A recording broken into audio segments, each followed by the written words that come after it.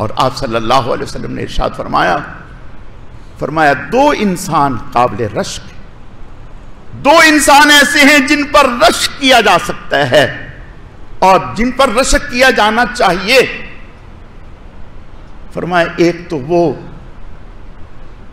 جو اللہ کی رضا کے لیے اللہ کے راستے میں لوگوں پر خرچ کرتا ہے، نہ آؤ دیکھتا ہے نہ تاؤ، یہ نہیں دیکھتا کہ کیا ہوگا، بس خرچ کیے جاتا ہے۔ فرمایا یہ انسان قابل رشک، یہ اس لائق ہے کہ اس کے اوپر رشک کیا جائے اور ایسی مثال بنی۔ فرمایا دوسرا انسان وہ قابل رشک ہے جو رات دن اللہ کے قرآن کی خدمت میں لگا ہوا ہے۔ فرمایا یہ قابل رشک ہے۔ میرے عزیزوں، مال اللہ کی بہت بڑی نعمت ہے، بہت بڑی نعمت، بہت بڑی نعمت ہے۔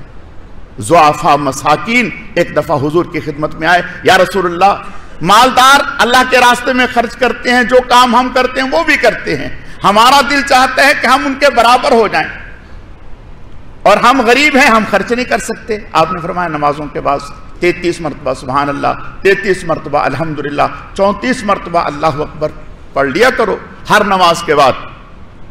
جتنا وہ خرچ کرنے سے اللہ کا قرب پائیں گے، تم بغیر خرچ کر کے اس کو پڑھنے سے اللہ کا قرب پا لو گے۔ بڑے خوش، پڑھنا شروع کر دیا۔ مالداروں نے دیکھا یہ کیا ہو رہا ہے ابھی، اب انہوں نے کھوج لگائی تو پتا چلا کہ حضور نے ان کو یہ عمل بتلا دیا، انہوں نے بھی پڑھنا شروع کر دیا۔ اب یہ غریب پھر آئے، یا رسول اللہ یہ تو انہوں نے بھی پڑھنا شروع کر دیا، یہ پھر ہم سے آگے نکل گئے۔ آپ نے فرمایا ذالک فضل اللہ، یہ اللہ کا فضل ہے۔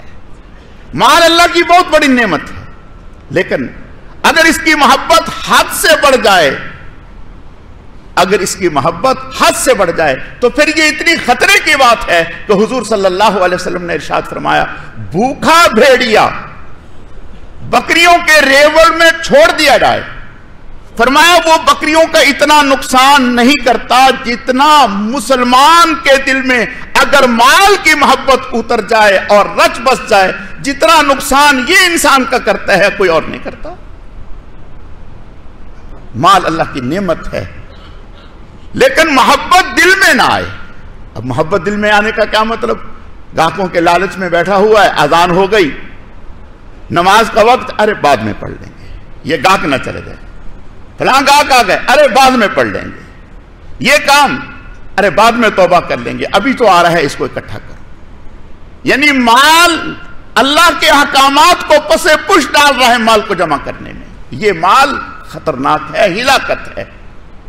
اور اگر مال اللہ کے احکامات اور اس کے نبی صلی اللہ علیہ وسلم کی تعلیمات کے تابع ہے تو یہ مال اللہ کی رحمت ہے۔